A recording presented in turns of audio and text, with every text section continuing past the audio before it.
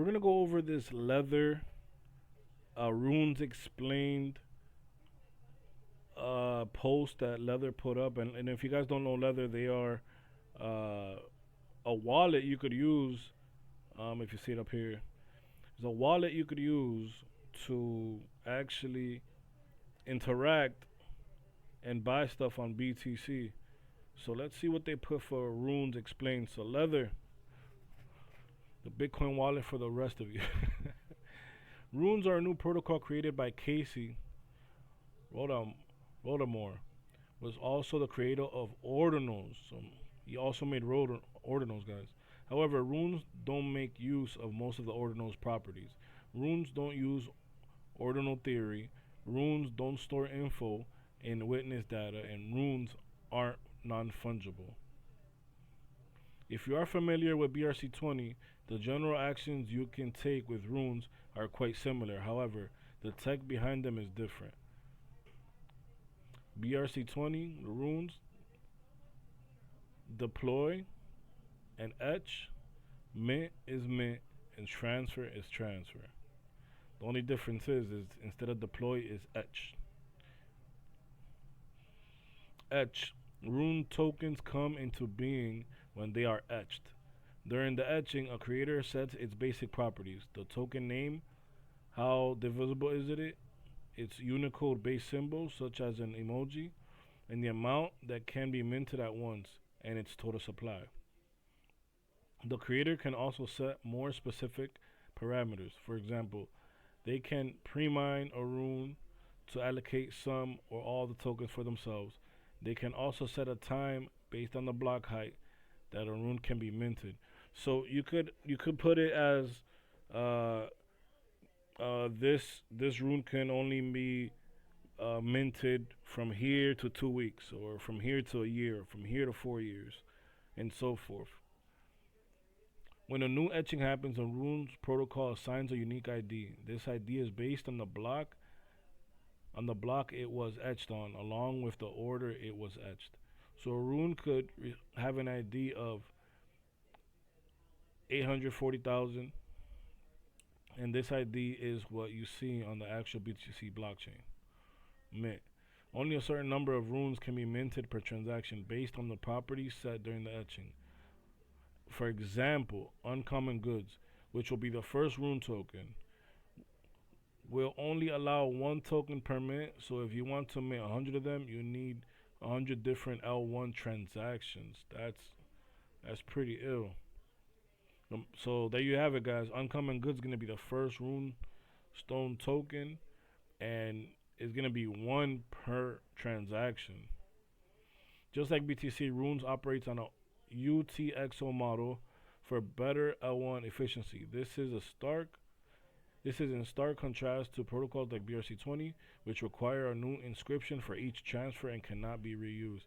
That shit was kind of whack. How you had to do basically an inscription for everything. You had to do if you wanted to transfer, you had to make an inscription for that. If you wanted to send this over here, you had to make an inscription for that. If you had a, it was crazy. It was too wild for adoption in my eyes. Transfer. To transfer runes to someone, you would create one or multiple edicts. An edict contains the rune ID, the amount, and its output number. A transfer can contain multiple edicts, so you can bulk send to multiple people at one in one L1 transaction. That's pretty fire. That's pretty fire. You could send, let's say, 100 tokens 100 times in the same transactions to the same person. Wow.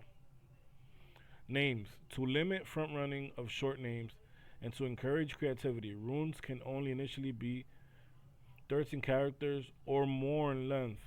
Every 17 blocks or 4 months is the limit. The limit will decrease until we get to 1 character runes at a block.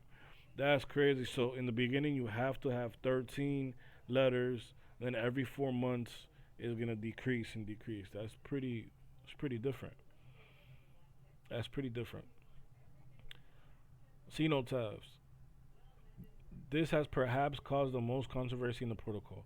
Simply put, any runes transaction that do not specify follow specifically follow the runes spec may result in those runes tokens being irreversibly burned. So it can be incredibly important to use a trusted wallet.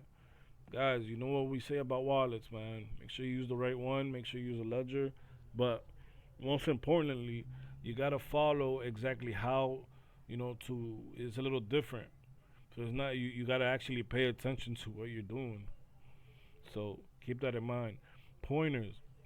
The runes UTXO model means that if you send a portion of the runes to someone, you also send the reminder back to yourself. You can optimally set a pointer which will instead direct the remainder to another BTC address to avoid potential rune dust.